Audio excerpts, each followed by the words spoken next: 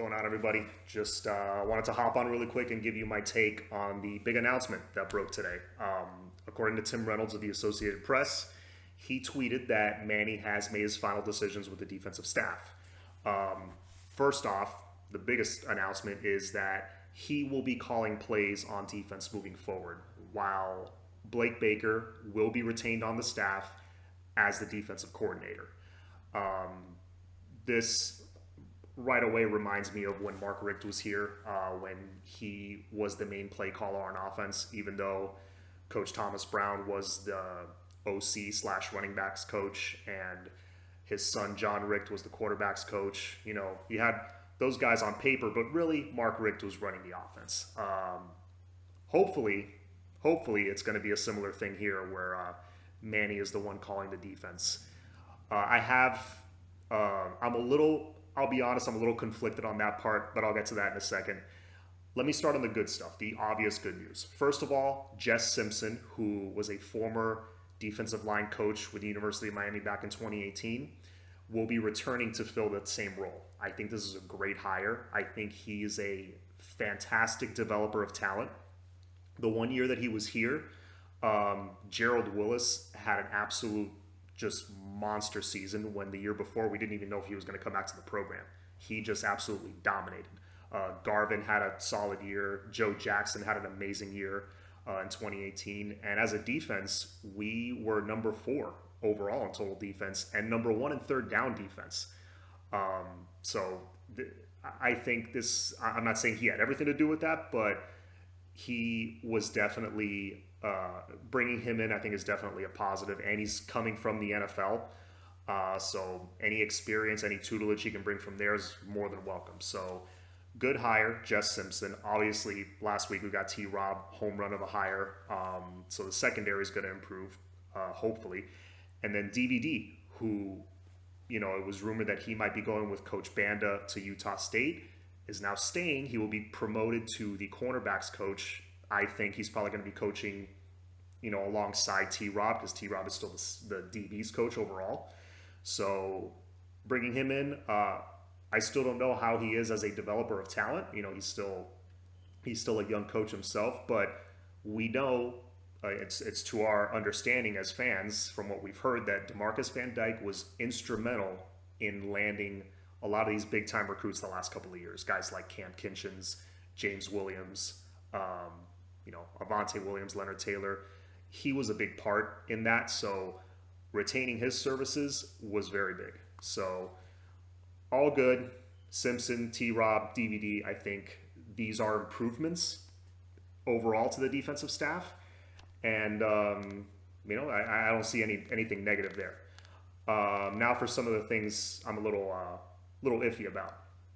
We bring back Mike Rumph in a recruiting role. Now I don't know.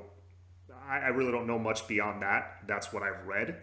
That is a little strange that they're bringing him back in the exact role that people were criticizing him for, that he couldn't land big time recruits, especially at cornerback. So I don't know. We'll see what happens there. Maybe we'll find out more soon.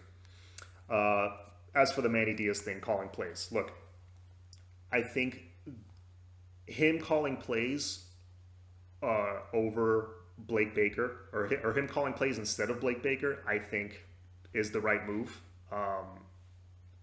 However, this is just my opinion. I don't think that calling plays and running a program at the same time, over the long haul, I don't think it could be done.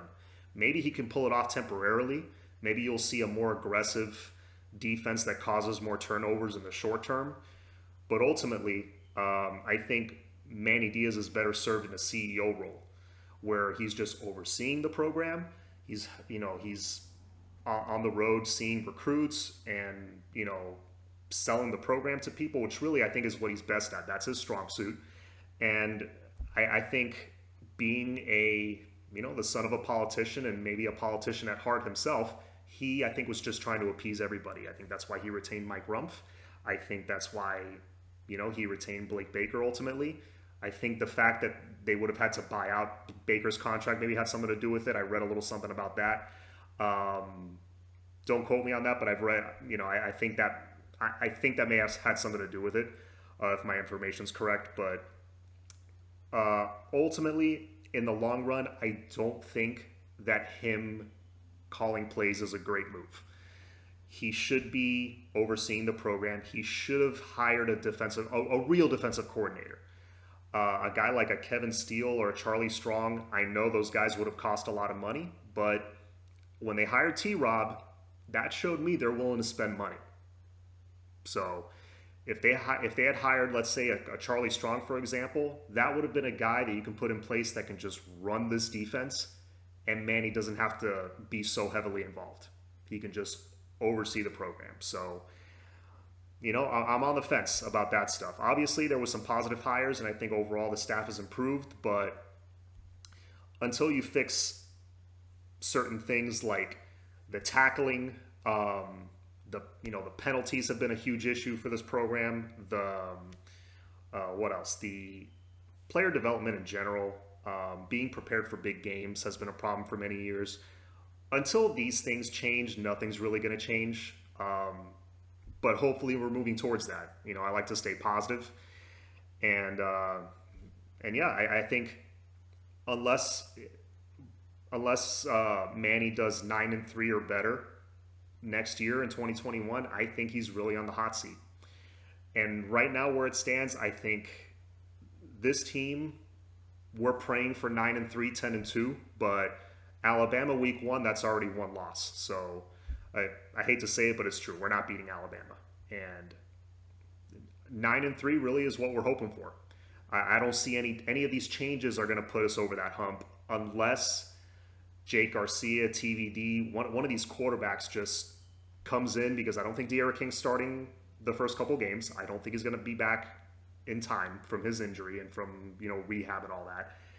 I think Jake Garcia, TVD, they're gonna battle it out, and unfortunately, it's gonna be one of them to start one. I think to start those first few games, unless one of them just takes that job and just is the second coming, and he's just amazing and never relinquishes the job.